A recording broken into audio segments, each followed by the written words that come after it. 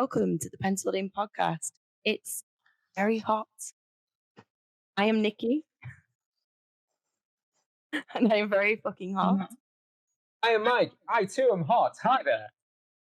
And this is our long-suffering producer. Hey!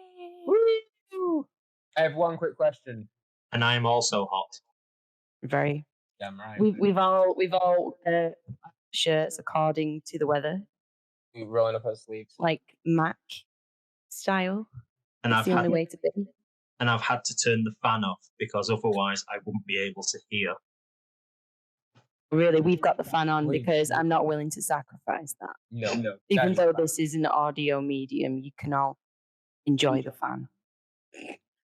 ASMR. It's ASMR. I'm going to put that as a hashtag. Someone's going to be real upset. That's what you come to these podcasts for, ASMR of a fan. Hey, someone will love that. Oh yeah, definitely. Some people will definitely love that. Yeah. I'd like to know how Petta's training montage went. You are dressed for perfect 80s training montage. Yeah.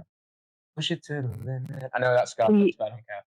Can you slot in some kind of montage after this? Possibly. Here. I just thought I had something. It's just a shadow. Wouldn't know. We could give some reaction shots right now. Just kind of like, yeah, go on. Just clip that bit of video and then just put it towards like during the middle of the show. And just like, are Nikki and Mike having a bit of a fit or something? To be fair, it does sometimes look like that when I'm just getting really into a match. Speaking of, we saw lots of wrestling over the last couple. You went to a handful of shows. We went to at least 2 of those shows with you. Yeah. And so we are going to look at those shows today. We are going to, where are we going first? I'm going to take you, much like the weather now, to sunny Bristol. Oh, I'm going to sup my mojito while you regale me the tale. And she means the drink for those that are listening. Mojito. Mojito. Off Mojito. I thought Alexis Falcon was Mojito. in it. I think we all know I do that impression. Get off my patch. But yes, we will go the furthest back for Evolution Wrestling's Burn That House Right Down, which was an all-female card. And it was bloody hot night in Bristol in more ways than one. The show was good and the weather was bloody hot, much like it is now. Was it? Yeah. It was. Went to a nice pub. That show was a peak heat wave then as well, wasn't it? Oh, yes. And I'd gone down in jeans. Oh, you psychopath. Well, I didn't think it would be that bad, but was your hockey gear in the wash or something, right? I could have just worn like 3 layers of underpants and passed them off as shorts, but well, now you know for next time. That's thinking outside the box.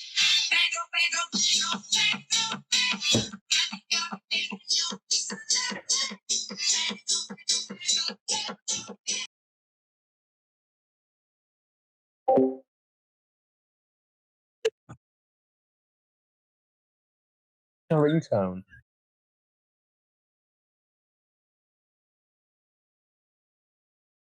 He's muted. He's still here. It's happening. Yeah, it's fine. Oh God.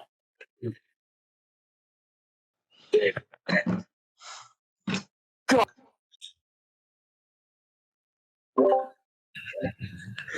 Please tell me it's like not terrible news because we're taking the piss right now. But like, is everything okay?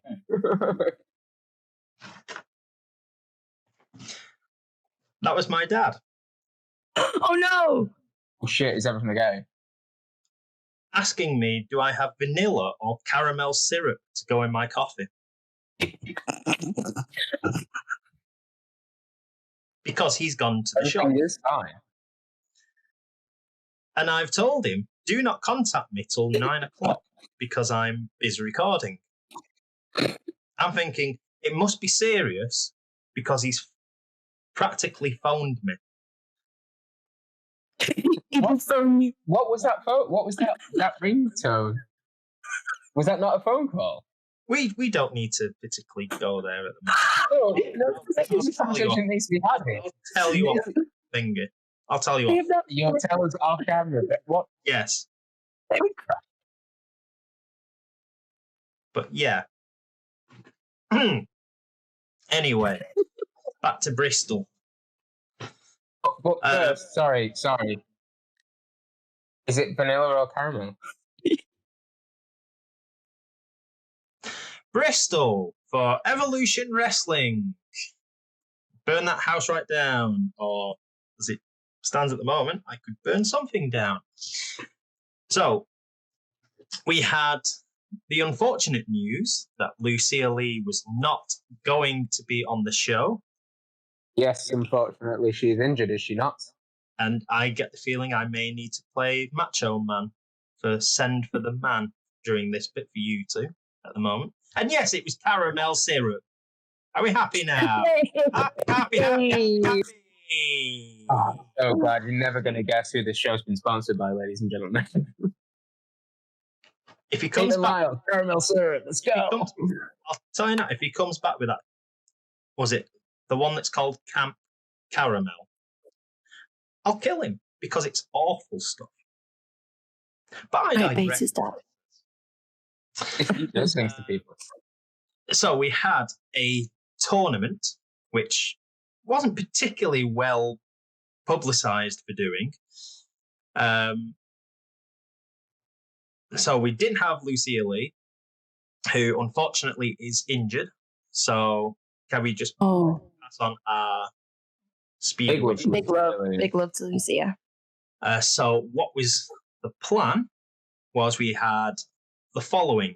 We had Alexa Ray and Tara Blaze, who I believe are kind of like academy wrestlers. And they've come through kind of the Evolution Wrestling. Nice. Nice. So they were two of them. So they faced off. And so Alexa Ray coming through that contest. The first semi-final, as I might as well call it, so it was practically a Midlands derby. You had Violet Knight, who I love the name, is one hell of a cool name. Like that. She faced Chantel Jordan. This was a good match. Well, I think it went on for about 9-12 minutes. The match ended after Nina Samuels came out to distract Chantel Jordan. And so by rolling her up to qualify for the final. That particular final saw the winner going on to meet Harley Hudson the following day at Aftershock. Oh. So there was a kind of a prize at the end of it. And between Violet Knight, between Violet Knight and Alexa Ray picked up the win in, I think, 2 minutes and 50 seconds. Is everything going wrong today? Is that because you said Alexa? By the laws of wrestling, you did say her name. Damn it. Alexa, play the Congo. No, don't you dare. Don't. Shut up. I've unplugged it. It done this to me the other week. Sorry. I was chatting to someone, and someone it wasn't. It was on Twitch. Someone said, "Wouldn't it be funny if they played this song?" And it was 1 a.m, and Alexa heard what it was and blasted this tune out. Yeah, we've all been there. I've lost train of thought now. Where am I? Final. Yes, I know where I am. So, Alexa Ray and Violet Knight. The winner would face Harley Hudson. Alexa Ray won in about 2.5 minutes. It was the first match after the restart, the second half. Very fast short match. Yeah. I get the feeling they may have run quite considerably over in the first half. Okay. Right. Or there was a long kind of intermission. Right. But why, I don't know. That was the only kind of downer I have on the show. It was so quick. Yeah. I think the entrances together was longer than the actual match. So, which Oh, for it That's to a be a shame. final as well, it was a bit of a shitter. But hey ho, what can you do? yeah. But yeah, Alexa Ray. Sometimes these things do happen out of nowhere, don't they? Like, you know, like you say, things run over. You've got to get out sooner. Someone might not be well. All sorts of stuff. So, but it's the thing. But hey ho. Possibly it could have been overrunning, or there was someone was in. One of them could have been injured, and they just thought, right, we'll do as less as we can. I mean, we don't know, but that was the only downer on it. Just let me turn the sound off because I have a feeling I'm probably going to get another message. Hopefully, nothing about syrup. I can see you dancing on the camera. We also had for the RCW Women's Tag Team titles the Experience in Taylor and Sky Smithson. They took on Hyperactive, my favorite team. What a fucking match! So much fun. So much fun. Unfortunately, on my side, Hyperactive lost. Even though they were the heels. Fair enough. But it was so much fun. Hyperactive, even though the heels, they're so goofy. I love them. Bringing good energy. Yeah. So that was a good match. And then we ended the show with a special singles match. Originally scheduled to be, as I say, Lucia Lee and Nina Samuels. So there was a spot open. And because of what had happened with Chantel Jordan, the question got put out to the crowd, which the other kind of crap thing about that night was it wasn't the biggest turnout. And it deserved. Okay. With the talent that was on that show, there should have been a much bigger crowd. But you know what? Fair play to everyone. What day was it on? It was on a Friday night. Yeah. So it kind of is that because it was all set up for Aftershock that was there the following day. So it was two. But they did have a deal on, in fairness, where you could see 2 shows for I think half price or get the second show cheaper if you got tickets. That's not bad. So that's good. If I could have stayed, I probably would have done that. But yeah, you know, things out there, people. Yep. So we had Chantel Jordan, Nina Samuels. This was a hell of a match. And for a main event as well, they went at it. Really enjoyed it. Chantel Jordan took victory, getting one over Nina. The show, I think they're doing their next or their second all-women show again. Unfortunately, I am not able to make it because it clashes with Salford's next show on August 29th. So what was that? August what? Sorry. August the 29th. Oh, okay. It's the bank holiday. No, it's the weekend. Yeah. Oh, is it? Oh, wow. I think so. Well, you can get to it. So if you're in the Bristol area, or you want to see a show, and you want to see some of the best female talent, go to I think it's still at the Hanham Community Centre in Bristol, or just outside of Bristol. Well worth it. I would go again, and I'm a bit gutted I can't make it. I remember you were saying at the time when you were there, you were messaging us back and forth and stuff, and you were having a good time. It seemed like a good show. Yeah, definitely. It was one of. Sometimes you go to a show and it can drag a bit, especially if there's a low crowd. But everyone on that card, I can't stress enough, were brilliant. Yeah. Considering there was a handful of like people there as well, like talent wise, it wasn't a big card. But it was a strong card. It sounded like a strong card though. Every match did its part. Yeah. Especially with like the Academy match was like the second semi. So and highlighting like upcoming talent, you love to see that. Because it was the thing of you could see like the established talent, or like those that were that level or getting towards there. And then you had like the Academy talent, which, while it was a bit clunky, you expect it if it's their first match, which I think it may have been like their first matches. Amazing. Everybody's got to start somewhere. But it did not take away from how good that match was. Yeah. It was really good. Even better.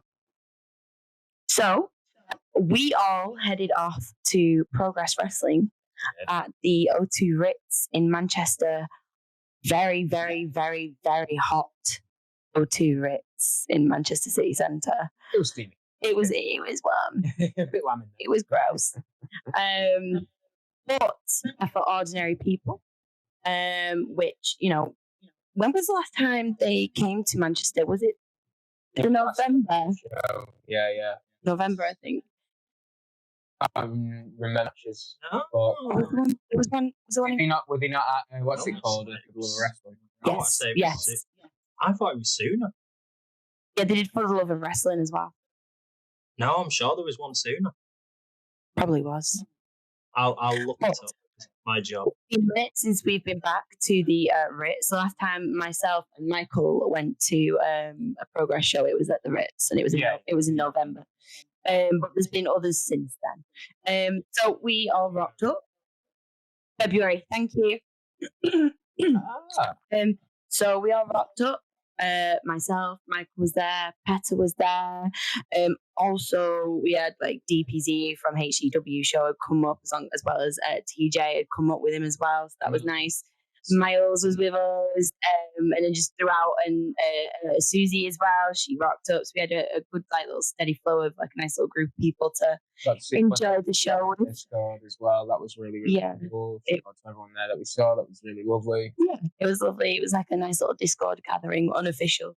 But we were straight into it. I've got to admit, I was really excited for the show. Yes, very much. I was excited for it going into it, and rightfully so, it would seem.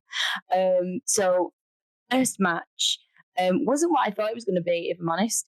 But I'm happy it was. We had Man Like Doris versus Ethan Allen. Yes, which everybody loves. Man Like Doris, his entrance and everything. Everybody gets involved, and everybody in the RItz got involved. Really great way to start the show, for sure. Oh, it was brilliant. I will point out, when we first got into the venue, Doris did have his gear and everything, all his t-shirts and everything set up on the ring already. He is forever on that grind, straight away on it. The only one I've seen selling his merch on the ring before the show. After the show, he's got his bag of merch, and it was on the ring when we walked in. So I always love to see that. He had more merch than Progress did. He did. He did. Doris is such a great. Such a great range of merch, and I love that he just rocks up and just smacks it on the ring. It's one of my favorite things. And yeah, so he and Ethan Allen had a fucking banger. And it was a really, really great way to start the whole show off. These two have been, they have had issues in the past. And so it was just start to finish a banger match. Yeah, they went hell for leather on each other, which is always just so much fun. And like you say, with his intro, Ethan Allen's intensity, and just like telling everyone to shut up, even though he's the hometown kid and everyone's shouting 0-1-2-1 in Manchester. It's so brilliant. It's so fun. Do you think we did get a clashing 0-1-2-1, 0-1-6-1 chance? It worked. You cheer like chance for to be fair, we were involved in a couple of local cheer for everyone. It was a hard one because we love Ethan and we love Doris as well, so we were just cheering like both these guys. Yeah, it was a good match. Say this, considering the February match when it was Young Guns and Boisterous Behaviour, and it was very dueling 0-1-6-1, 0-1-2-1. It was very more 0-1-2-1 this time around. Yeah, it was a very Doris heavy crowd. Everybody was just behind Doris. Testament to how much even more over he is. Yeah, it's the last time we've seen him live. Holy. I think it is bonkers. Yeah, but that was just, I thought, a really good way to start the whole show off. And the energy was up. Obviously, the crowd was excited. We had Doris entrance, everything, and then we have a fucking great match. Ethan Allen, strong as ever. Doris, strong as ever. It's always a beautiful combination. Yes. Whenever Ethan, Luke, Leon, Doris are all, they just all work so beautifully together. So yeah, I love that one. I will say as well, considering it should have been Chris Ridgway that was facing Doris, or should have done, and get a speedy recovery to Chris Ridgway as well, as it seems. Yeah, absolutely. Everyone's going down at the moment. For Alan to come in as well, it could have thrown in any random person. Really, but this made sense. But even though this was still like a random name being thrown in, it still made sense. Yeah, it worked. The title as well with Jacobs. So it did make a whole lot of sense. Yeah, there's history there. It's a smart decision. Then we went into the match that made at least the Brit Res side of the IWC collapse in on itself, and that would be the Progress Tag Title match. The Sunshine Machine against Lycos Gym. Wow, that caused a kerfuffle. Oh gosh. Obviously, Sunshine Machine. We love Sunshine Machine. Lycos Gym. We also all love Lycos Gym. It's got so much, like the fans are so heavily invested in both tag teams, and like Sunshine Machine fans love the Sunshine Machine, and the Lycos fans love Lycos, and so it was really interesting to be in the middle because we enjoy both. Very much so. Yeah, enjoy both. That's a problem with a lot of shows that we go to, especially recently when we were at the North. That happened quite a few times. Progress, it happened, and at Salford, it was just like, I like them all. I really like them all. It's hard. I don't want to. Some people, it's really easy to be because it's like, no, that's what they're after. But some people, it's like, I know you as a face elsewhere. I know you as a heel elsewhere. Certain people can play the role of a heel perfectly, as we will come to further down the line. Absolutely, yeah. But I have to be really careful how I tread here. because great match, obviously. Sunshine Machine and Lycos Gym. But the way the match ended. Yeah. So, pretty sure that Kid Lycos was not tagged in when he did a running knee on Chuck Mambo in the ring, which sparked Mambo out. Now, That's all we can confirm from our vantage point. I was saying this because I got so many DMs asking me if I saw this. So, on commentary, and a couple of other people dotted around closer to the ring say that they saw Kid Lycos with a loaded knee pad. I don't know what it was loaded with. Commentary like, oh, I didn't like. Even commentary said it, and then and then the commentary did say something. Commentary said it, and then slowly kind of not walked it back, but they were just like, oh, never mind, like just completely ignored it. Obviously, that's naughty shit. That's naughty shit. I mean, hitting someone when you're not tagged in anyway is probably a bit dirty, but if it's a loaded knee pad, is also pretty dirty. That's heel shit. Yeah, Mambo was out cold as well. He's taken a few running knees before, but anyway, so that was the controversy. Obviously, the match ended how it ended, but we saw then such a kind of an outpouring of backlash and so much kind of what the fuck. I've got to say though, brilliant work by everybody involved, because the RItz was on. Well, it was on fire because it was so fucking hot, but it was on fire because everybody was just everybody was going insane. Yeah, and then, it was a really proper shot. Everybody was shot. There is a video of me, I think, on your phone. I think you took it. Leaning forward going, shit. Yeah, it was just such a just didn't expect it, and the subsequent fallout on social media afterwards with the kind of did he, didn't he, did they, didn't they. I will say it looked like Lycos 2 had no clue. He seemed a bit perplexed by the whole thing, but Kid Lycos looked pretty smug. But I am neither here nor there with it. I did not see shit, and that's all I'll say on that. Yes, better.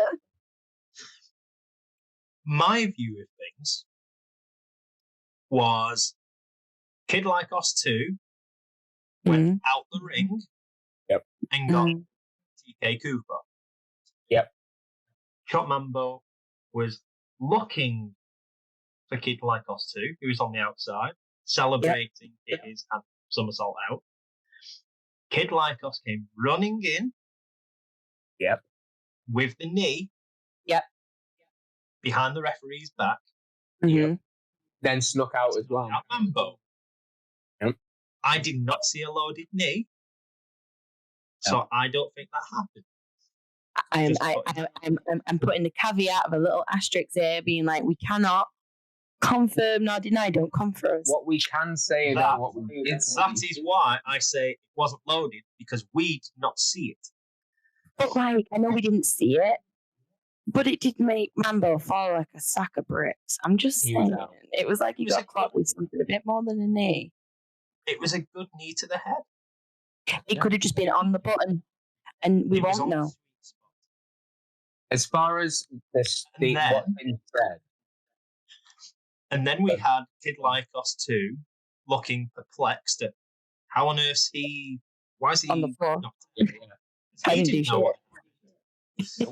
And then they hit the Brainbuster. So technically it was Brainbuster that won the match. Which gave them the victory. And of course, Kid Lycos plays everything down, saying that nothing was untowards this victory. It was all due to Kid Lycos 2. It was his hard work that had helped win. Because I have a feeling where this is going to go down the line. Kid Lycos was happy to promote Kid Lycos 2 to the front, let him bask in all the glory, and possibly get some stuff thrown at him by people as well, as he's kind of caught in this crossfire that is. He also stood on the stage. Yeah. This is one of the things that I saw, but I'm not 100% sure I saw what I saw. I swear to God, he said something along the lines of, I deserve this, or I did this, not we did this, or we deserve it. It was I. And that's the specific thing. that was the main thing. I turned to you at the time, like he said, he was like you say, he was really like showboating. No, we did good, man, we did good. He's I will say this. I call about a load of me and say nothing about that. Can't confirm nor deny. I will say this. Previously, I can't remember if it was the February show or it might have been when it was the Noah show. Roles were flipped. It was Kid Lycos 2 being the bad guy because he wanted to prove whether he was not the weak link. So this felt very much like a bit of a callback in a way. Because you had Kid Lycos 2 being heelish and Kid Lycos thinking, come on now, you're better than this. Whereas this time around, it was the other way. Kid Lycos 2 was telling Kid Lycos, don't do this. You're better than this. You're better than that. Let's be like we are. Let's be like Lycos Jim. So whether some people picked up on that, I don't know. But I certainly. Time will tell. Definitely looking forward to seeing where this goes. The fallout is there on all of that because it has been.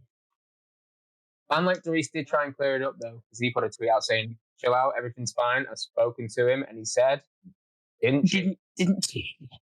I agree. You look like I put a lot of faith in him. I love that he got involved. Lycos would not do such a thing. No. Chatted to him many times. Then after all that chaos and the shock of that, we went into the Pick Your Poison match, which was Nina Samuels versus Shotzi Blackheart, the indie god. Fuck Matt Cardona. No, it wasn't. That's what it says on here. It was Lana first. No, it was Lana first. Lana versus Kanji first. Oh shit, yeah, it was. Sorry, my apologies. It was Lana versus Kanji. I forgot it was that way. so hard, really good. That was, for me, up until a match later on the show, the match of the night. Oh, yeah. Agreed. Yep. I love Lana's entrance. Because so good. Lana, everybody will boo the shit out of Lana. And because she's the best, one of the best heels out there. But that freaking song, you can't help yourself. She's simply the best. You can't. As soon as it hits, everybody's at a wedding and everybody's at we're all at a karaoke. Everybody's pulling out the best moves. Like everybody's singing along. But it's Lana. So mixed in with everybody like just really having a lovely time and just these intermittent boos, and I love it. I just love it. And then you see which we got some guy to lift her, like help her up into the ring, and then went to high five him. And as he went to high five, she was like, "I love her. I love her so much." With Holly behind, with cheerleader all the way through. Lally Sarai trying really hard. Lana Austin's best friend. Yeah, and that was Lally for Life as well. That was another one. I love that. That was fun. So good. And then Kanji as well. Lana and Kanji have got some phenomenal chemistry. Very much so. I love. Just great. They're both just great. I've got to say I am quite the Lana fan. I love her lariat. It's one of my top, because I'm a big fan of the lariat, and so she's like my top 10 of lariats. It's fucking brutal. Kanji is just the only word I can ever use to describe Kanji is just impressive. She's impressive in every way. The crowd love her. Her in-ring work is sensational. She's got great chemistry with everybody I've seen her work with. And she's just getting bigger and bigger, and just I'm seeing her more and more and more, and hearing about her more and more and more. And so these two having a match together, fucking brilliant. It was only in kind of like recent months that I realized how hard she actually hits, and she's fucking nail. He really is. And I've said it before on this before. But yeah, that match was a lot of fun. I said at the time, I wish that went a bit longer. I would love to have seen even more because it was just one of those matches I could have been watching for a while. Really great. Yeah. And when we watched it back as well, equally better. That's the best thing about watching those shows back from when you're there live because you get a totally different perspective. You see a little bit more. Awesome. Yeah. Just looking at the time as well, it was 13 minutes 13. Whoa. What a nice, I think 13. At the time we did look as well because that could have been a 20-minute match and no one would have complained. Do you know what though? I'm glad it was so hot in there. I know I keep saying, but it was so hot in there that really a long match for any of them.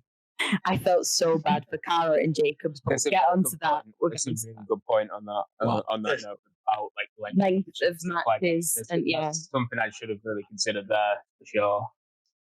But I did.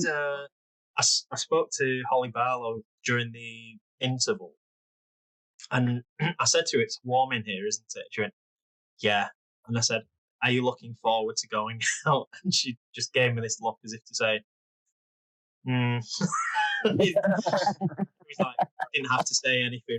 We can in you. Yeah, especially if you're going out in the second half of the show. I imagine it is just like running through mud because it's just like a thick, warm haze in that place by that point. Yeah. Then we had the Sunshine Machine and everybody. So I've already talked about that. So I'll go on to the next Pick Your Poison, which was Shotzi Blackheart and Nina Tiny Hat Samuels. Yeah, these two matches as well were set up because of the match that Nina and Kanji are going to have. This is a big poison match before leading into their big match. So Shotzi came in, obviously, for Kanji, which was like a huge big surprise. It's a huge surprise. Had she turned up on GCW at that point? I think she had. That's how she got around. Yeah, of course. So that was a huge surprise, and obviously Lana was chosen for Kanji, and that was a brutal match. So love this dynamic and this story that they're doing so far. And it was I mean they did a meet and greet and everything with Shotzi, and I didn't personally get to go to the meet and greet, but I have heard nothing but great things about how lovely and warm and just generally brilliant Shotzi was. She honestly was a lovely person. You yourself, you got to have a meet and greet with her, and you told us how lovely she was as well. I'm very jealous. You had a really great photo as well. That photo was cracking. Really good one. Good one. For once, it is a good photo of me. It's a great photo. It's cool.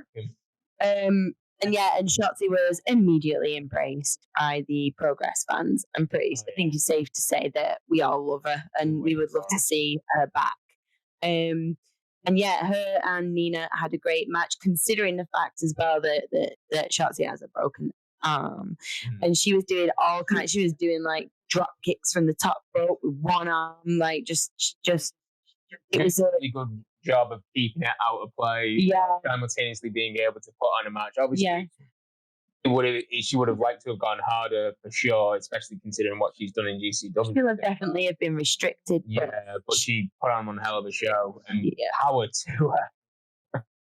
It did feel very much that match that they were hampered by the cast. Yeah, it would definitely have got in the way. Yeah. It was there was a couple of times they'd go to try something. And they had to kind of either stop and find a way around it. So at times it was slightly clunky because I think it was one where Nina went to grab Shotzi, but she couldn't do it because she didn't have anything to grab hold of. So they had to very quickly call an audible. Yeah. But again, considering there's a broke, there's absolutely there's an injury in play, an actual with a full cast, which as well, if you get cracked with that, that's going to hurt. I think to do a full match at that speed that they were doing it, no complaints at all. But yeah, it's a shame, but it's great for her because everyone knew when she was in the other place that she's capable of more. Oh, we've seen what she's capable of in such a short period of time since she's left. Yeah, and to explode back onto the scene in the way she has, promoting herself as the new indie god, which is a huge deal because Matt Cardona really elevated the wrestling with what he was doing, and becoming the indie god was huge for him. So to go back to that mantle in the way that she's doing it is massive. Again, as well. Getting it over to Progress is big for Progress, it's big for her. And it's big for the fans as well. So yes, I really want to see her back when she's all healed up. It would be great to have her back in Manchester, please. Thank you. Question for you: how long do you? Actually, just let me double check. Right. Do you think this match went longer than Kanji and Lana? No. Correct. How long do you think it went? About 7 minutes. About 7, 8 minutes. 10 minutes 37. Oh, there we go. So yeah, there we go. See, like I say, full match with a cast. Less live than that. Yeah. Mm-hmm. Oh, hell yeah. Well done to round of applause. He's come back. He's come back. Absolutely. Then we moved on to the the 4-way match, which has Love Island and wrestler Adam Maxted, Simon Miller, Jack Morris, and Charles Crowley. Interesting one, this one, because there was a lot of expectation going into this one, I think, and I think it changed. Something's changed. Yeah, because this was a lot shorter. And it seemed to just happen very quickly. It was a bit shorter than I was expecting. I think 4 dudes in the ring at once was a lot. Again, I know I keep saying it. Can't stress it enough. Can't stress enough. It screwed you. It was fucking hot. In the end. Like, you know what I mean? Can I just make a point? An editorial point. As it's so hot, kindly go to at the moment, after I finish talking, go back to the start of the podcast with some drink, hopefully responsibly, and it's like a Coke or something like that, or a milkshake or a cup of tea, and take a sip every time Nikki says hot. Do it. Do it and then send us selfies of like how the penciled in drinking game. Drinking down. No, I say this because it was to a point where it was like dangerously hot. So I want to just give acknowledgement to the talent and everyone for still coming out and doing everything they did. Absolutely. Because my ass couldn't even just fucking simply sit there, and I nearly wound up in hospital. So for them to all come out and do a wrestle in that heat, which was going up and up and up throughout the show as well. Yeah, apparently so. I've got nothing but respect, and I feel like I should mention it as well, because if you're watching it on TV and you think, God, that was a bit short. Like, yeah, it was 40 fucking degrees in the room. Yeah. There you go. I'll say the end of the match, and then I'll tell you how long it was. Because the end seemed a bit off.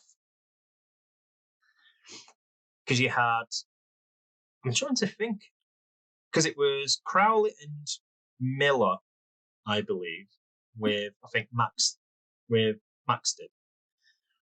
And then you had Crowley jumping over Miller and didn't quite clear the jump. If I'm honest, I don't really remember too much about this particular match, because at that point I wasn't feeling too amazing. I took myself off to get a little bit of fresh air. But what I did see, I enjoyed, because I will always enjoy Simon and I will always enjoy Crowley. I'd like to see them in more kind of singles matches rather than like multi-man and stuff. But that's just me.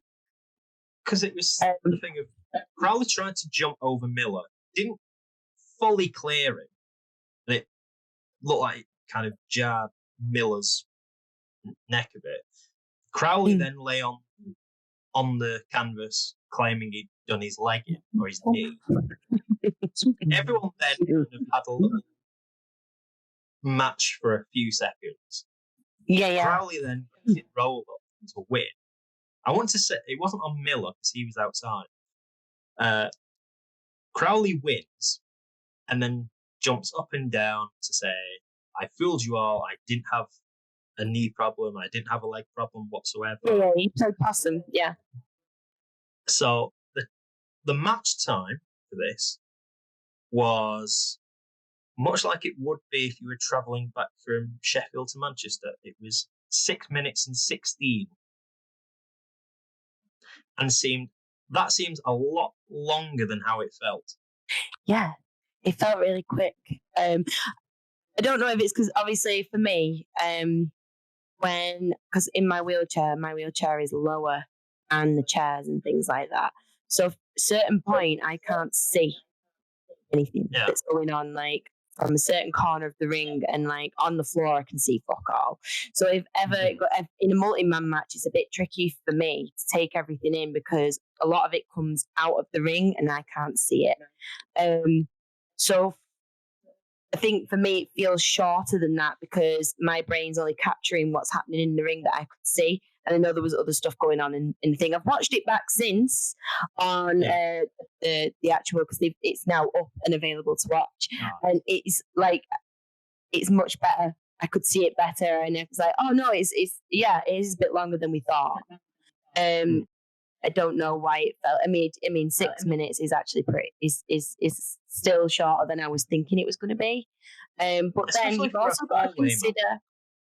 True, but you've also got to consider the fact that the people that were in it originally got kind of changed about so much, like the last minute, didn't it? So I can't imagine everything that they wanted to do or whatever they had initially planned for it, they couldn't do that. So it's like, we've got to do something different.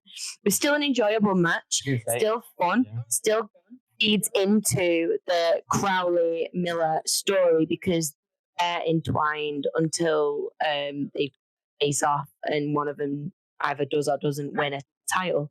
Because it has set up then the next show, I believe.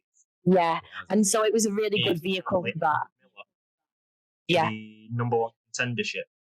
And that's their kind of like Crowley and Simon have been intertwined for a very long time, and Crowley's on Simon. Oh, that was so. And then when Cheeky Little Buggers, they went and hung out, and it was both of them just following him around. Simon, brilliant, loved it. But he has always been a devil on Simon's shoulder, so I love seeing them in matches together. I love seeing them interact together, and so I think the match did a great job for providing more for that match that's coming up at the next show. Like you say, it wasn't a bad match. Fun. It was a fun match. Yeah, Crowley doing his thing. Always love his entrance. It's absolutely brilliant. I love Crowley. Still, like Simon getting all his stuff in. Everyone still kind of did their roles amazingly well. Jack Morris, you can never turn your nose up at all. He's fucking brilliant, and he's new on my radar as well. So I'm really excited by Jack Morris. But yeah, the whole match, and Max did.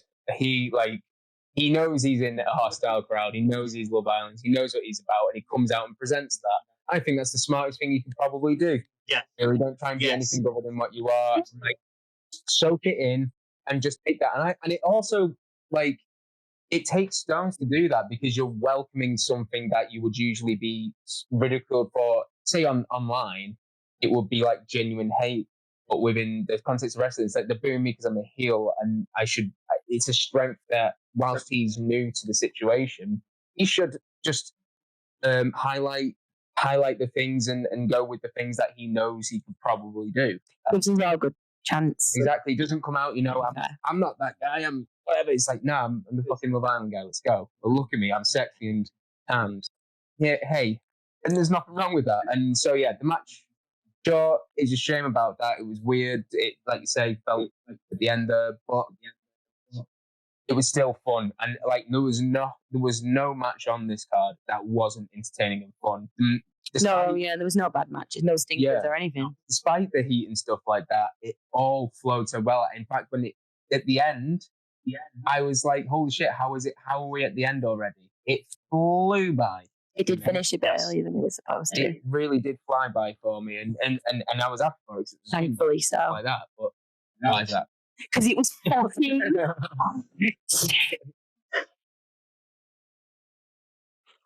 It's too done past. It's too done. You know. But yeah, I am just going to put like flames every time she mentions it. That would be so accurate. It would be so, because that's how it fucking felt. I felt like I was sat in a chariot of fire and sweat, and it was nobody opened the fucking doors. You were that gif of Elmo. Basically that meme. It's the meme of the dog in the thing going, "This is fine." It's fine. Everything was fine, and then my neck fan died, and it really quickly became not fine. It was real quick to clarify. But I would like to say before we move on from this, I really want to see more of Charles Crowley. Full stop. In the Northwest specifically, please. I would like to see him. You know where he would do good? Do you know what? I want to see him at like North, Infamous. Put Charles Crowley up against Isaac North. That'd be fucking hilarious. It'd be interesting. He's on violence. Get him up against Alton Thorne. I'd love to see that. Anyway, Deathmatch Crowley. But yes, I would like to see more of Charles Crowley. I think he would be able to bring his theatrics to that situation so well and make it make it a fun thing, make it slightly different. He would annoy the hell out of Alton Thorne, and I would be all in for it. Yeah. Then we moved on. Oh, then it was Charlie Sterling versus RPD. I like that music. It's a bop. It is a good one. And then the little bell that rings in the background. Yeah. So yeah, we had Charlie Sterling and RPD, and it was RPD's Progress debut. Yes, it was. I would say quite a successful debut. Yeah, went and had a great match. Yeah. Crowd were over. They were chanting when he came out. Like, RPD, like they all knew him, which is awesome. Really, yeah, that was I'm glad that happened for him. Yeah, especially as he's coming out his face as well. So good. It's to like Tennessee immediately welcomed. Yeah, the situation. And Charlie Sterling was an awesome first opponent because he just kept telling him, it's like, well, we're not boxing, we're wrestling. We're not boxing, we're wrestling. And we said beforehand, he needs someone who's willing to hit him in a way that's going to bring out that animal dog side that you might not have seen because he wrestles in a lot of family type shows. Progress is a little bit more adult and a little bit. It was nice to see him in that environment. Let go a little bit. Mm-hmm. And it's like that must be a bit of a weird. I don't know. It's probably quite a transition. Yeah. I mean, you're doing family shows, so there's certain things you can't do. Freer. Sorry. You're a bit more freer. Yeah, it frees you up. Your glasses just completely break. Yeah, they're definitely fun now. You're hanging on for dear life. R.I.P. Mike's glasses. No, they're dead. Hey. Well, yeah, Charlie Sterling and RPD was a really good match. Charlie Sterling was fantastic. Like you said, it was a great pair. I will say, I made the point earlier about having someone that can be very heelish and can draw the ire of a crowd. Mm-hmm. No one does it better than Charlie Sterling. He's brilliant. No, he's great. You love to hate him, don't you? Yeah, no, well said. Every single time he comes out, mm-hmm. you always get a section from like the balcony that will just tear into him, but he will give it back. Yeah. Which you don't see many heels doing. Not so much these days, no. They'll get booed, and it'll just be kind of like, be quiet, or just got one person. He will actually try and take the whole room up. Yeah. You've got to have a confidence in your TikTok ability, haven't you? Like, you've got to really feel like no one's going to get the upper hand on me here. I mean, it's like trying to do crowd work and stand up. I've tried it before, and it went so badly because I was not in control of anything whatsoever. He understood who he is and what he is, and he knows he can shit talk. So, yeah, I do love that shit. I like it when they keep it going and have a back and forth and stuff like that, as long as it doesn't go too far. So let's take it too far. Yeah. Yes. We'll not get into that. We're not getting into that. Then we had... Hang on. Mike, it's our favourite time of the show. Okay. Say the word. The penultimate match of the night. Let's go, penultimate. Penultimate. Such a good word. We need graphics. What the best part of that word is? Afterwards, it can only go up because the next word is ultimate. Fuck yeah! And ultimate is obviously, in context of the word, is ultimate. Therefore, better than penultimate. So you've got two great situations. Like a great word and something to be excited for. Yeah. English language, folks. So our penultimate match was friend of the podcast. It's very one-sided. Alexis Falcon versus Holly Barlow. Again, I will never not say this. I love Alexis Falcon's entrance music. It's the best. Yeah.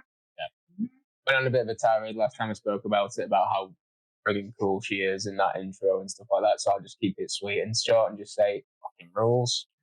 We love Alexis here, don't we? We all love Alexis. What do you think about Alexis, Peter? Yeah. Say she's all right. I think she's really good, you know. I'm gonna invite her on Monday. Just so she can give you shit. If that happens, I will probably shit myself. Just to let you know. So we had her against obviously Lana Austin's best friend in the world, Holly Barlow. Yep. Holly Barlow. Up the hole. And I just gotta say as well, because Holly was brilliant all night. Because like during Lana's match, she was out in the crowd with a little sign and everything, and it was just like cute.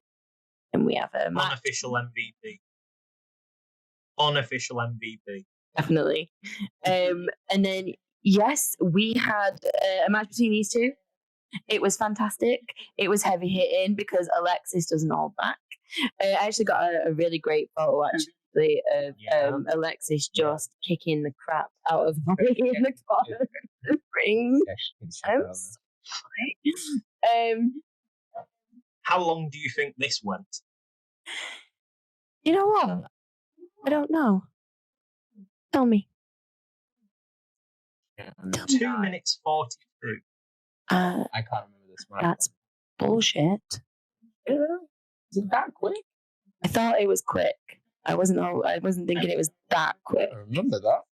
God damn it. Actually, I saw the time and I thought that's longer than I thought it went.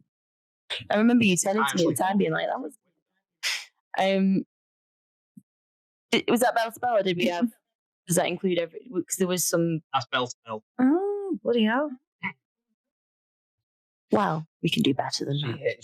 They hit the shit out of each other during the whole that smoke. Yeah, 2 and a bit minutes. They fucked each other up, and they had a great match. I would like actually to see that again. I'd like to see that longer, please. Thank you. Yep. Love seeing Alexis. Love seeing Holly. Holly everywhere at the minute. Yeah. Yeah, she really is. Every show I seem to see her. She's just popping up left, right, and centre, and I'm loving seeing that. She's every week I'm seeing her a different graphic, and it's great to see. It's funny as well because I never really heard of her until Peter had mentioned it during one of your, I think it might have been a bridge review, I don't know. It might have actually been the first Salford review. Would have been. Oh, I think she hasn't done Salford. She's done Bridge. In that case, Bridge, then it would have been Bridge.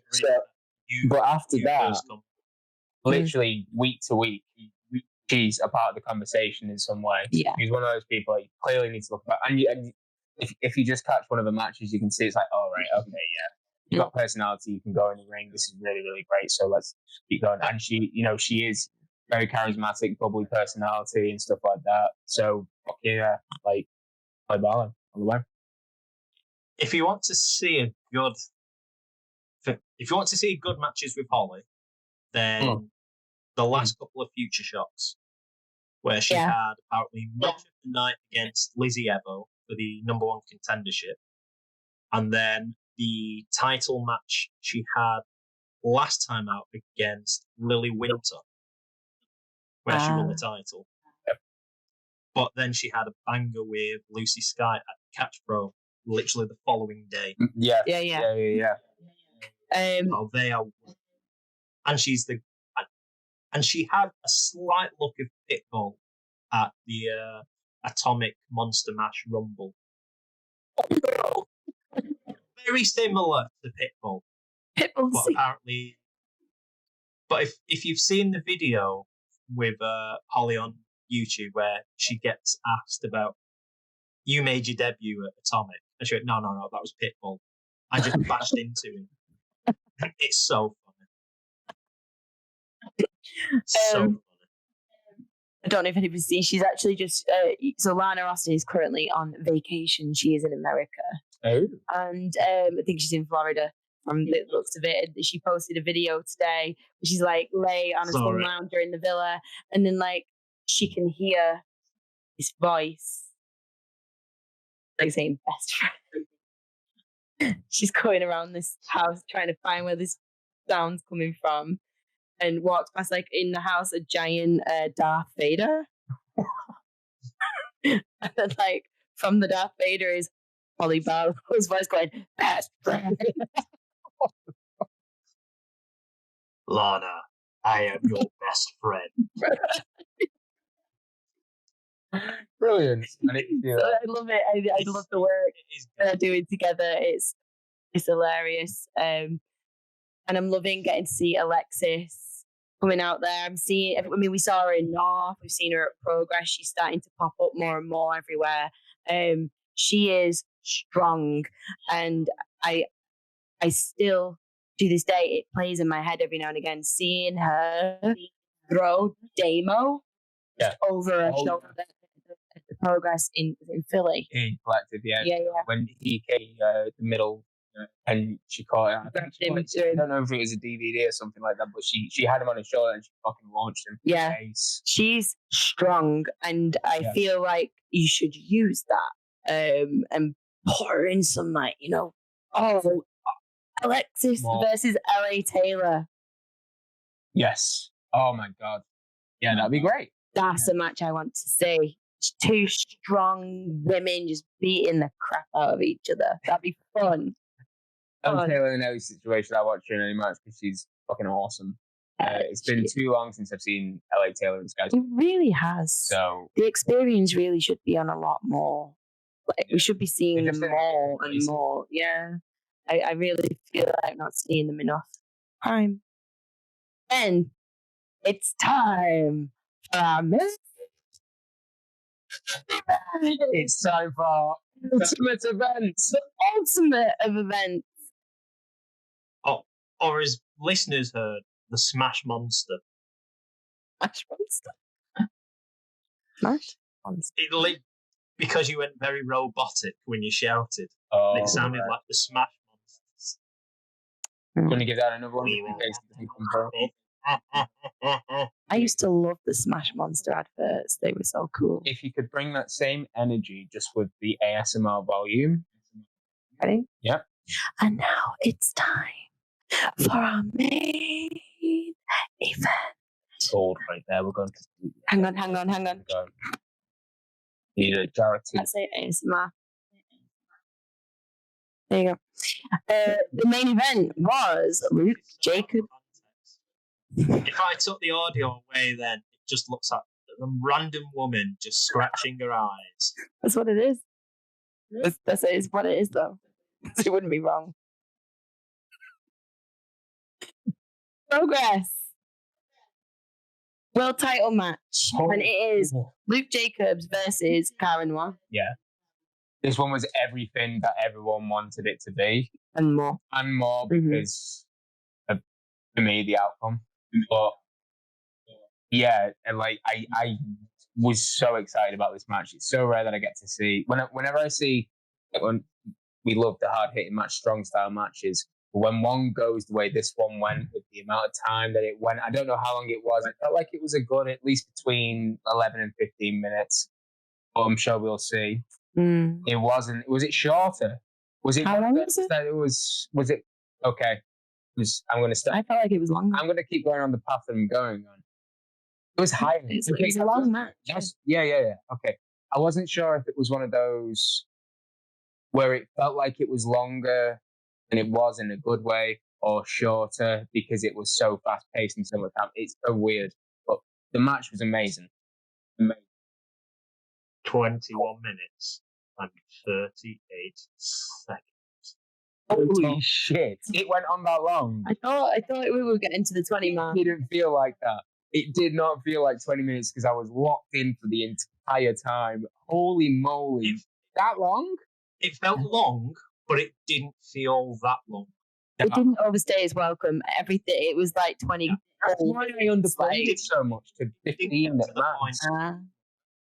It didn't get to the point where you thought this has gone on a bit too much now. It wasn't too many close falls. It wasn't like super ridiculous NXT style. It was, with too many close falls. The one thing I have a problem with nowadays is there were quite a lot of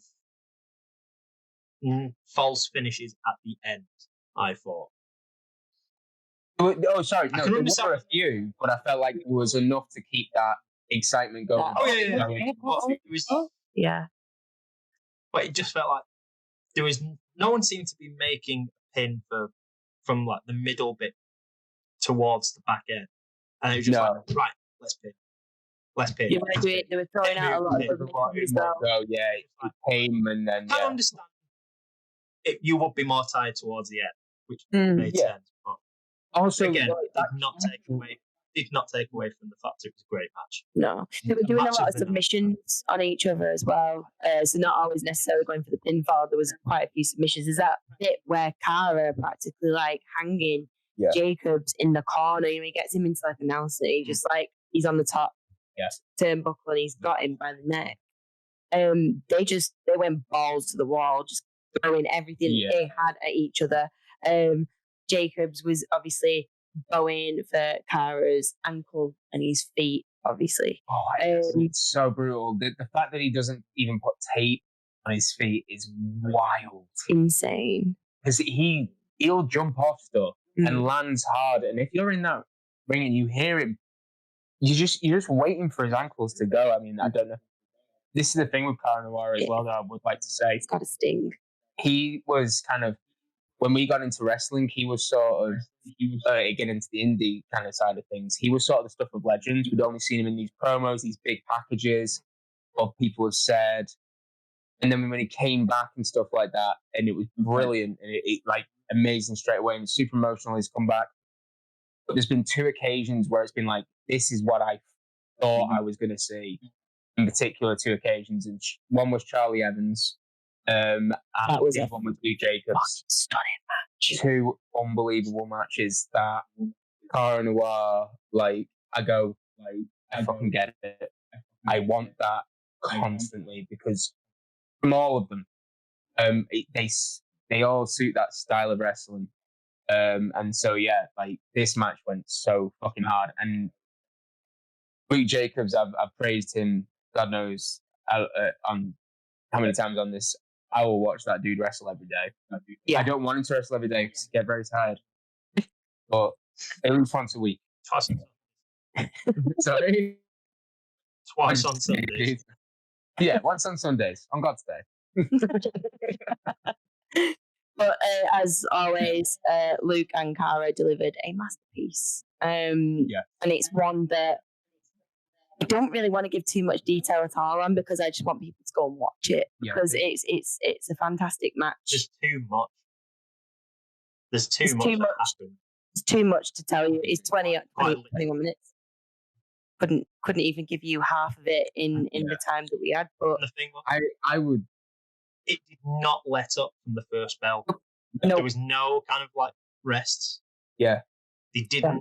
It wasn't like it slowly started and then. Yeah, it wasn't a build up, was it? From the off, it was immediately like bang, bang, bang, and it did not stop. No. The energy through the roof. They could have easily the crowd amount of time. Sorry, the crowd. Yeah. Sorry, the crowd.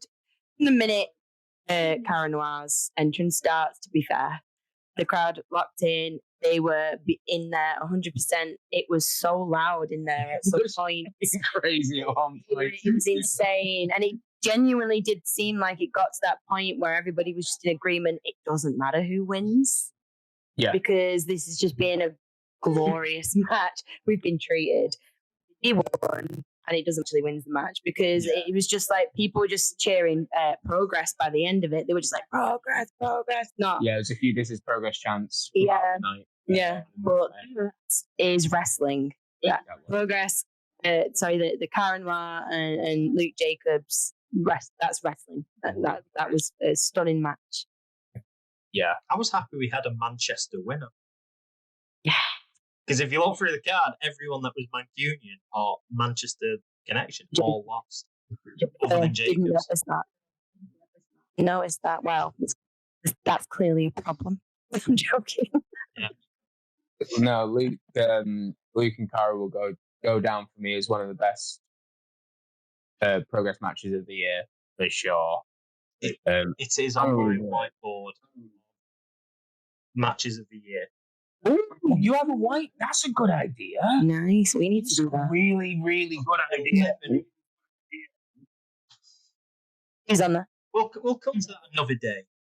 What I've got on my board. What you've got on your whiteboard. Sounds good. But that concludes our kind of run through of the matches and everything that happened at Progress. Yeah. For me, I thoroughly enjoyed myself. It was a 10 out of 10 show for me. In fact, no. I want to say it was an 8 out of 10 show. Why? Because it was so hot.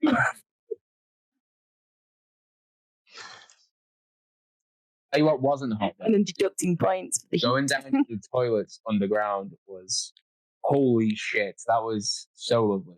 Wait, is that where the men's toilets are? And the women's. Oh, well, I use a disabled toilets, which is not downstairs. It's upstairs where it's hot. It is. But the shit not discounting from anything. That show was really great. It was personally on a personal level because I got to see all of you. It was so much fun. Yeah. I love watching shows with both of you. Always loved that. Hoping to do that again this weekend. But yeah, it was without a doubt one of the best Progress shows I've seen. It was my favorite one that I've been to so far. Yeah. It was possibly one of the best ones that they've done in Manchester. Yeah. So congratulations to all of them.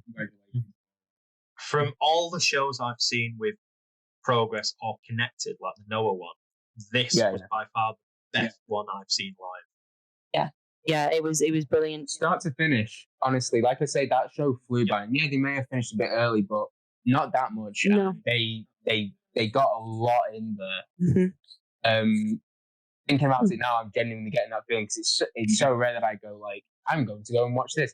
After this, I'm going to go and watch the show. Yeah. I'm going to go rewatch it because I want to see Luke Jacobs and Cara Noir again. I want to rewatch the 5-man match. I need to rewatch the Alexis Falcon and Halle Bauer match as well. As soon as it went up, I watched it again. Yes, I was definitely about for that. Around. I was immediately across it to watch it. Yeah. But it was a really strong show. An out of 10. Well, sorry, 8 out of 10 from me.